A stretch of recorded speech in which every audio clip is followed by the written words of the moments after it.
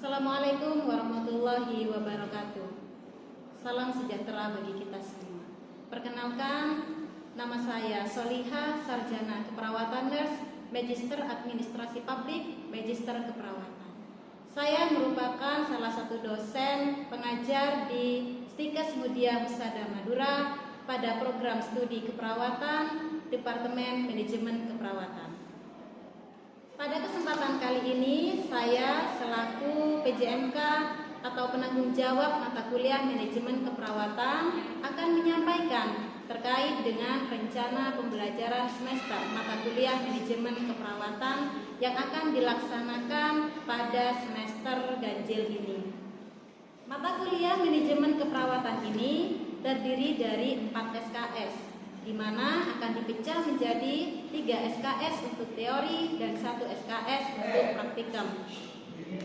Capaian pembelajaran pada mata kuliah ini diharapkan mahasiswa 1. Mampu membedakan berbagai teori tipe kepemimpinan dan fungsi manajemen keperawatan dalam pengelolaan manajemen asuhan keperawatan. Yang kedua, mampu menyusun perencanaan manajemen keperawatan dalam suatu unit ruang rawat inap sesuai dengan tahapan penyusunan perencanaan dan standar akreditasi rumah sakit.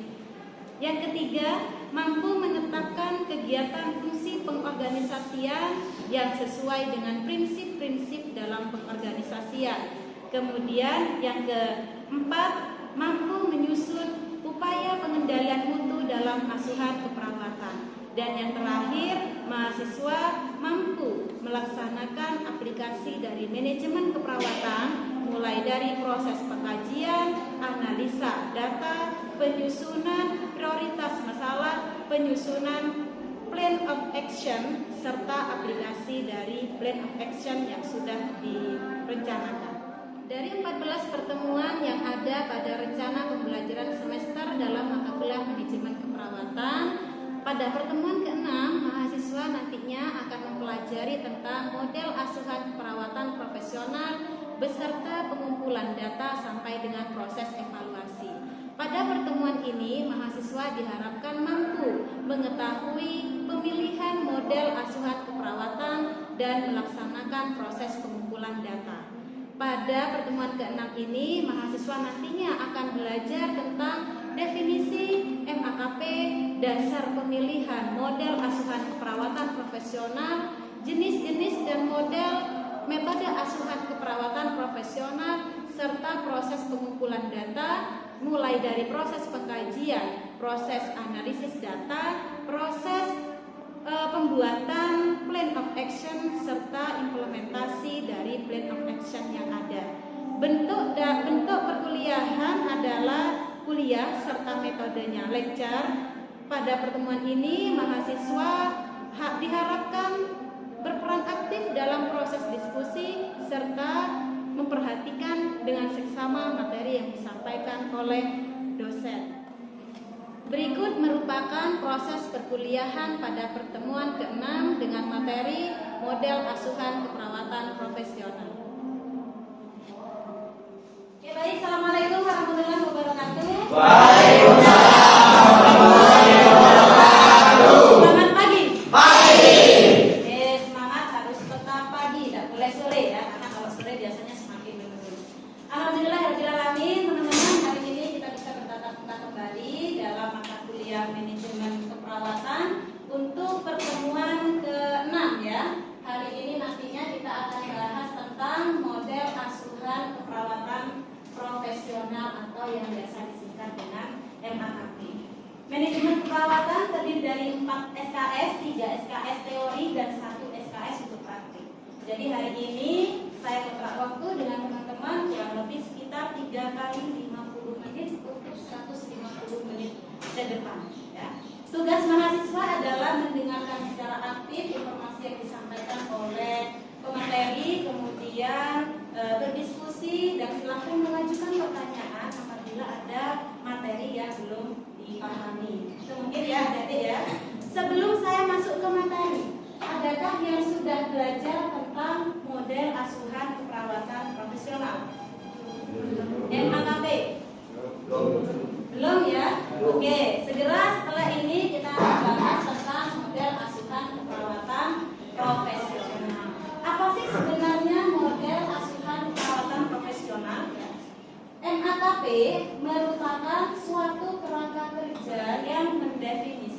4 unsur. Apa saja unsur di dalamnya? Yang pertama ada standar keperawatan, yang kedua ada proses keperawatan, yang ketiga ada pendidikan keperawatan, dan yang keempat ada sistem metode asuhan keperawatan profesional itu sendiri. Apa sih standar keperawatan? Standar keperawatan ini seperti kebijakan-kebijakan yang dimiliki oleh institusi atau kebijakan-kebijakan yang dimiliki oleh rumah sakit sebagai pemberi layanan kesehatan. Yang kedua adalah proses keperawatan. Proses keperawatan yang terdiri dari proses pengkajian, kemudian proses diagnosis keperawatan, intervensi keperawatan, implementasi keperawatan, sampai dengan proses evaluasi. Yang ketiga adalah pendidikan keperawatan.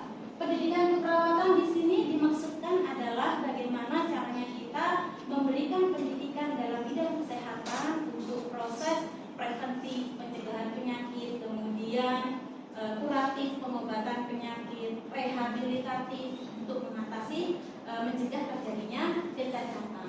Dan yang keempat adalah sistem metode asuhan keperawatan profesional. Yang nanti di sini akan kita bahas mulai dari model keperawatan tim, fungsional, kasus primer, dan moduler.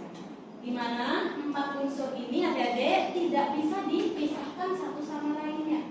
Kenapa? Karena nantinya 4 unsur ini akan menentukan kualitas produksi atau jasa layanan keperawatan. Sehingga penting sekali kita mempelajari tentang 4 unsur dalam metode asuhan keperawatan profesional. Oke. Faktor-faktor yang berhubungan dalam perubahan MKP. Yang pertama adalah kualitas dari pelayanan itu sendiri. Yang kedua adalah standar praktek keperawatan. Yang ketiga, model praktek. Apa itu? Akan kita lihat di sini. Nah, kualitas pelayanan keperawatan. Untuk apa sih kualitas pelayanan keperawatan gitu ya? Yang pertama adalah untuk meningkatkan asuhan keperawatan kepada pasien. Jadi dengan adanya kualitas pelayanan ini, maka nantinya asuhan keperawatan yang kita berikan kepada pasien juga akan mengalami peningkatan sejalan dengan peningkatan kualitas keperawatan. Kemudian yang kedua, menghasilkan keuntungan bagi institusinya, bagi rumah sakit. Apabila kualitas pelayanan yang diberikan oleh suatu rumah sakit dia meningkat, artinya pasien puas dengan layanan yang diberikan, maka mereka akan menggunakan kembali jasa layanan yang kita berikan. Oh, dia pernah dirawat di rumah sakit A, kemudian pulang berterima kasih kepada perawat, puas dengan layanan yang diberikan, maka nanti dia akan menyampaikan kepada orang lain, ini loh rumah sakit A-nya bagus, silahkan kalian datang ke rumah sakit tersebut. Berikut pasiennya juga akan menggunakan kembali jasa layanan itu, sehingga semakin banyak pasien yang datang ke institusi kesehatan atau ke rumah sakit, maka otomatis pendapatan yang didapat oleh rumah sakit juga akan mengalami peningkatan. Kemudian mempertahankan eksistensi institusi, yaitu tadi ya, kalau pelayanan yang kita berikan bagus, maka otomatis rumah sakit dikenal oleh masyarakat juga bagus, maka akan banyak mereka yang menggunakan jasa layanan tersebut. Meningkatkan kepuasan kerja, kemudian meningkatkan kepercayaan konsumen dan menjalankan kegiatan sesuai aturan atau standar. Otomatis apabila kualitas pelayanan keperawatan yang diberikan oleh tenaga kesehatan itu meningkat, maka secara otomatis tindakan yang dilakukan oleh tenaga kesehatan yang ada di situ akan sesuai dengan standar operasional prosedurnya. Kenapa? Bagaimana cara memilih model asuhan keperawatan profesional ya? Dasar pertimbangannya yang pertama harus sesuai dengan visi dan misi dari institusi, dari rumah sakit itu. Ya. Jadi setiap rumah sakit itu memiliki yang namanya visi dan misi, sehingga pemilihan model untuk diterapkan di rumah sakit tersebut harus disesuaikan dengan visi dan misi. Karena visi misi ini merupakan lampu jarak jauh gitu ya. Ketika kita melihat visi misi dari sebuah institusi, maka di situ akan ada ketertarikan kita untuk menggunakan jasa layanan rumah sakit tersebut. Sehingga nanti pemilihan MKP-nya harus disesuaikan visi dan misi. Yang kedua adalah dapat diterapkannya proses keperawatan dalam asuhan keperawatan. Kemudian efisien dan efektif dalam penggunaan biaya. Jangan sampai nantinya NAKP yang kita pilih itu malah memperberat dari rumah sakit. Rumah sakit kemasukannya sedikit, kemudian memilih NAKP primer, di mana NAKP primer ini bayaran untuk perawat primernya lebih mahal, lebih banyak daripada pengguna metode tim.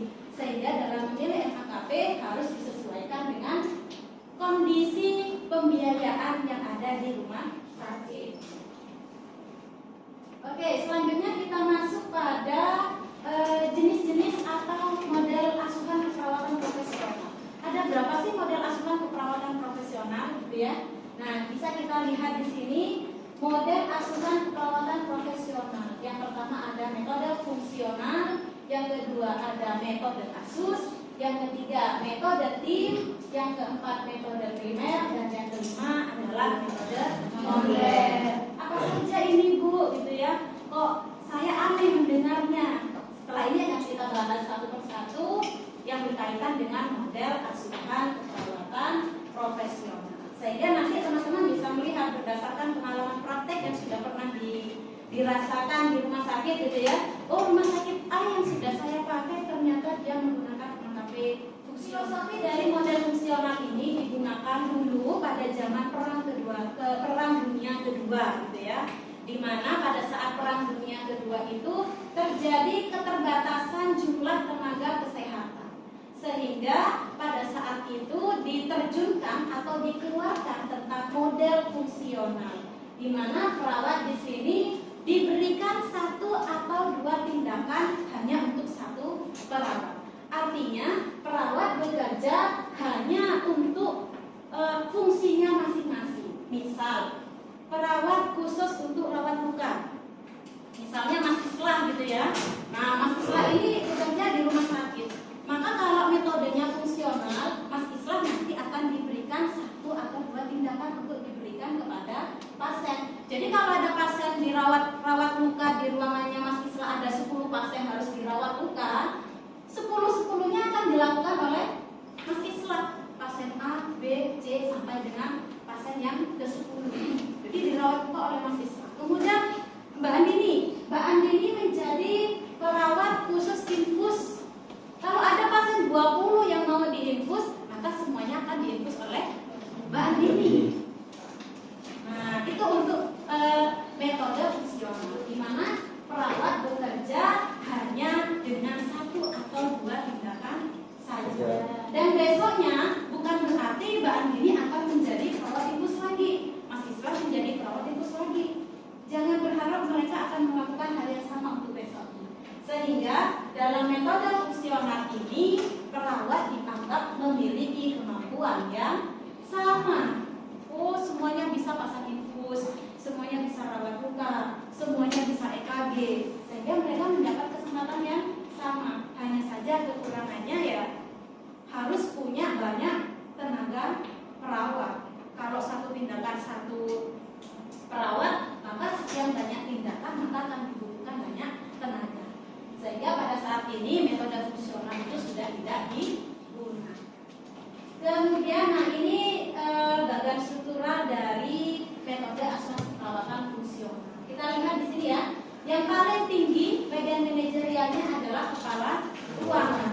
Sehingga perawat-perawat tadi yang khusus di fungsinya masing-masing ini langsung laporannya kepada kepala ruangan. Tidak ada di sini yang namanya ketua tim atau perawat primer. Yang membuat asuhan perawatan adalah kepala ruangan. Ini zaman dulu, teman-teman. Sekarang sudah tidak diterapkan. Ya, dan langsung perawat ini langsung kepada pasien. Tidak ada pembagian pasien ya. Pasien akan dibagi sesuai dengan tindakannya. Oh, ini pasien bagian rawat luka ya. Ini yang dirawat luka. Yang kedua adalah model tim. Model ini berdasarkan pada falsafah kerja kelompok yang terkoordinasi dan kooperatif. Jadi di dalam model tim nantinya perawat akan dibagi menjadi 2 atau 3 kelompok. di mana dalam setiap kelompoknya nanti akan ada sekitar 6 sampai 7 tenaga keperawatan di dalam. 6 sampai 7 ini nanti akan terbagi menjadi 3 shift. Shift pagi, shift sore, dan shift malam. Ketika praktek kemarin ada dibagi dinas ya. Nah, pembagian itu berdasarkan MAKP ini, sehingga pembimbing klinik akan membagi dan menyesuaikan dengan jumlah pasien yang ada. Perawat dinas pagi Karu 1, kemudian Katim 1, di bawahnya ada perawat pelaksana. Yang dinas sore ada Katim sore, kemudian ada perawat pelaksana. Begitupun yang dinas malam. Ini adalah gambaran struktur bagiannya. Bisa dilihat ya perbedaan dengan yang fungsional tadi ya. Kalau yang fungsional kepala ruangan langsung kepada perawat ya, tidak ada ketua timnya. Kalau di sini ada ketua tim yang membawahi perawat pelaksana. Ini ada ketua tim. Jadi harapannya nanti teman-teman yang sudah lulus dan sudah bekerja bisa menjadi perawat primer atau bisa menjadi ketua tim gitu ya. Amin. Inilah harapan kerja. Disitulah kita perlu belajar yang namanya manajemen keperawatan. Dia tidak menjadi pelaksana saja gitu ya. Nah, di sini ya. Jadi dalam satu tim ini bisa terdiri dari 6 sampai 7 perawat yang terdiri dari 6 sampai 8 pasien. Biasanya nanti dibagi di sini ya. Kelebihan memungkinkan pelayanan keperawatan yang menyeluruh ya. Jadi satu tim dia mulai proses pengkajian, perumusan diagnosa, intervensi, implementasi sampai dengan evaluasi berkesinambungan. Beda dengan yang fungsional. Kalau fungsional tadi mengerjakan kepala ruangan ya, kemudian yang tindakan itu pun tindakannya hanya 1 atau 2 tindakan. Tapi kalau untuk tim dia komprehensif, mulai dari proses mengkaji sampai dengan proses evaluasi. Kemudian mendukung pelaksanaan proses keperawatan ya, mulai mengkaji sampai evaluasi. Kemudian memungkinkan komunikasi antar tim sehingga konfliknya mudah diatasi dan memberi kepuasan kepada anggota timnya. Kalau yang fungsional tadi kan dia sendiri-sendiri ya tindakannya ya. Sedangkan pada tim dia bertim, jadi kalau ada masalah bisa didiskusikan bersama-sama. Tanggung jawab tim, nah ini membuat perencanaan, membuat penugasan, supervisi dan evaluasi. Jadi Katim ini juga nantinya bertugas untuk melakukan pengawasan terhadap tindakan yang dilakukan oleh perawat pelaksananya. Mengetahui kondisi pasien, kemudian mengembangkan kemampuan anggota dan menyelenggarakan konferensi. Penting sekali mengadakan konferensi baik itu pre-conference maupun post-conference. Pre-conference yang dilakukan sebelum kita memberikan tindakan kepada pasien, sedangkan post-conference dilakukan sebelum kita melakukan timbang terima antara perawat yang dinas sebelumnya dengan perawat yang dinas setelah ini. Tanggung jawab anggota tim adalah memberikan asuhan keperawatan pada pasien di bawah tanggung jawabnya. Biasanya setiap orang itu akan diberikan pasien. Oh, Mas Andini, nanti pasienmu kamar 1 dan kamar 2. Nah, jadi ada pembagian pasiennya. Kemudian model keperawatan primer. Ini yang ketiga ya. Model perawatan primer ini di mana di sini terdapat kontinuitas perawatan secara komprehensif dan dipertanggungjawabkan. Beda dengan metode tim. Kalau metode tim tadi ketua tim bekerja berapa jam? Kalau ada 3 shift 8 jam ya. Sedangkan untuk MAKP primer tidak ada Katim pagi, Katim sore, Katim malam tidak ada. Hanya ada satu yang namanya perawat primer, di mana perawat primer ini bekerja bertanggung jawab terhadap pasiennya 24 jam. Makanya jarang rumah sakit yang menggunakan MAKP primer karena perawatnya tidak ada yang mau 24 jam. Meskipun dinasnya hanya pagi saja, kalau perawat primer ini pulang, dia tetap bertanggung jawab terhadap pasiennya. Ya, jadi nanti kalau ada apa-apa dengan pasiennya yang ditelepon adalah perawat primer, meskipun dia ada di rumah. Dan bertanggung jawab hanya 4 sampai 6 pasien. Lebih sedikit pasiennya untuk MAKP klinik karena tanggung jawabnya lebih besar, dia 24 jam.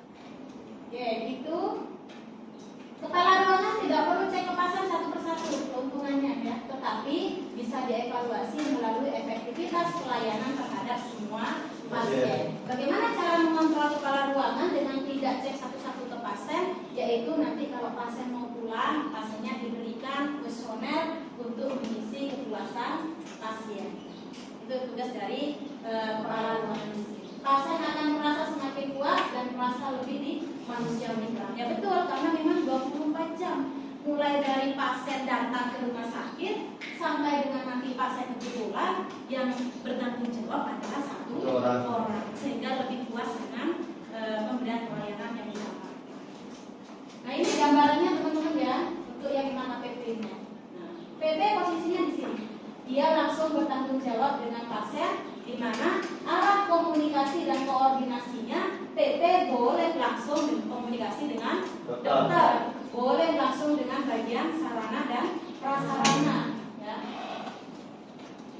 Nah ini gambarannya, jadi memang fokusnya ada di PP langsung ke pasien, di mana nanti ke pasiennya dibantu oleh yang namanya perawat asosiat. Kelebihannya memang bersifat kontinuitas dan berkoherensi, tidak terputus pemberian proses perawatan.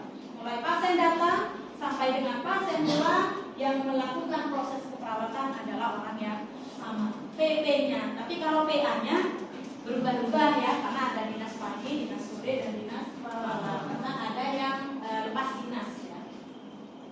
Pasien merasa dimanusiawikan dan mendapatkan kepuasan dari perawat, medis, dan pasien. Kelemahannya, PP hanya bisa dilakukan oleh perawat yang memiliki pengalaman dan kualifikasinya minimal adalah pendidikan sarjana nurse. Jadi kalau pendidikan vokasi yang D3 itu tidak direkomendasikan menjadi perawat primer. Adanya kalau nanti lulus dari S1 kemudian lanjut ke nurse, maka memiliki kesempatan untuk menjadi perawat primer. Boleh, tapi kalau baru tidak diizinkan biasanya, harus memiliki riwayat atau pengalaman bekerja sebelumnya. Tidak ujuk-ujuk lulus langsung jadi PP ya, tidak bisa, harus punya pengalaman juga. Yang keempat adalah model kasus ya. Model ini membutuhkan kualitas profesional pada perawat dan perlu banyak tenaga perawatnya. Umumnya dilakukan untuk perawat yang memberikan asuhan keperawatan di ruang intensif care ICU. Biasanya model kasus ini diterapkan di ruang isolasi atau ruang ICU, di mana dalam model kasus satu perawat bertanggung jawab terhadap satu pasien, sehingga cocok diterapkan di ruang ICU. Pernah masuk ruang ICU? Kemarin prakteknya di ruang ICU? Ya. Lihat di situ bahwa satu perawat bertanggung jawab terhadap satu pasien. Namun pasien tidak boleh berharap besok akan dirawat oleh perawat yang sama, karena masih muter. Kalau sekarang merawat pasien atas nama Islam, maka besok akan merawat pasien atas nama Aini. Nah, jadi jangan berharap besok merawat pasien yang sama. Itu adalah metode kasus. Cocok diterapkan di ruang intensif atau ICU. Nah, ini gambarannya teman-teman ya. Jadi langsung pada kepala ruangan, tidak ada perawat primernya atau tidak ada katimnya ya. Jadi langsung dari kepala ruangan kepada perawat dan langsung ke pasien sesuai dengan kasus masing-masing. 1:1 atau 1:2 kebijakan. Tetapi belum tentu besok dirawat perawat yang sama. Kelebihannya perawat lebih memahami kasus, betul, karena memang yang dipegang kasus ya, bukan tindakan seperti yang fungsional tadi. Sistem evaluasi dari manajerial menjadi lebih mudah. Kelemahannya belum bisa mengidentifikasi perawat penanggung jawab. Tidak ada seperti PP atau katimnya. Dia langsung kepada kepala ruangan. Yang kelima adalah model moduler atau modifikasi. Moduler ini kombinasi teman-teman, kombinasi dari MAKP tim dan MAKP primer. Tim dilaksanakan tidak murni dan primer juga dilaksanakan secara tidak murni. Nah ya, jadi ini gabungan. Kalau primer tadi ada perawat primernya, kalau tim tadi ada katimnya, gitu ya. Nah bisa kita lihat di sini teman-teman ya.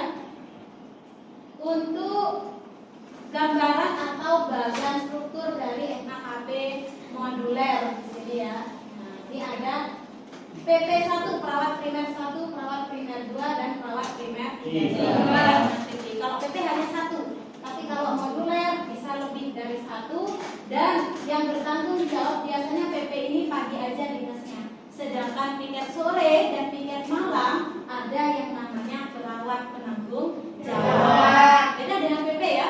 Kalau PP kan PP kemudian PA langsung. Tapi kalau untuk yang moduler di setiap shiftnya ada yang namanya perawat penanggung jawab. Nah ini yang saat ini banyak diterapkan oleh rumah sakit. Karena memang paling mudah ada satu PP yang dia dinasnya pagi hari, namun di sore hari dan malam hari ada perawat penanggung jawab yang bertanggung jawab terhadap pasiennya masing-masing. Di mana pembagiannya nanti kembali lagi ke kebijakan rumah sakit ya. Mau membagi tiap bed 1 sampai dengan bed 10 untuk yang PP 1, atau bagian timur PP 1, bagian tengah PP 2, itu kita kembalikan kepada rumah sakit. Demikian untuk materi model asuhan keperawatan profesional. Selanjutnya adalah pertanyaan, mungkin ada materi yang belum dipahami oleh mahasiswa. Dipersilakan jika mau mengajukan pertanyaan. Ada yang mau belum dipahami teman-teman? Silakan. Nah, oke, Mas Farisal ya, silakan Mas Farisal. Bagaimana jika suatu daerah itu belum menjalankan AKP gitu ya. Nah, bagaimana Bu apabila ada rumah sakit yang belum ada AKP-nya gitu ya. Kita sudah lihat dari materi tadi teman-teman, bagaimana tugas atau tujuan dari MAKP, yaitu ada jalur koordinasinya. Apabila rumah sakit atau ruangan tidak melaksanakan model asuhan keperawatan profesional, maka nanti akan terjadi tumpang tindih tugas. Siapa yang harusnya bagian dokumentasi? Siapa yang harusnya menyusun rencana intervensi? Nah, bisa saja satu perawat dia menyusun intervensi, mengkaji, melaksanakan tindakan, sehingga peran dan tugasnya tidak jelas kalau tidak memiliki model asuhan keperawatan profesional. Oh, kalau perawatnya ada yang males, bisa saja dia tidak melakukan tindakan sama sekali karena belum terbagi tugas dan tanggung jawab masing-masing. Maka dari itu penting sekali ruangan untuk menentukan model asuhan perawatan profesional yang harus diterapkan di ruangannya masing-masing. Seperti itu. Ada lagi yang mau bertanya? Cukup ya? Nah, kalau begitu saya akan evaluasi kembali terkait dengan materi yang saya sampaikan tadi. Ya, tetap semangat ya, Dede ya. Oke, saya ingin tahu ada berapa sih tadi model asuhan keperawatan yang saya sampaikan? Raise your hand, angkat tangan, biasakan.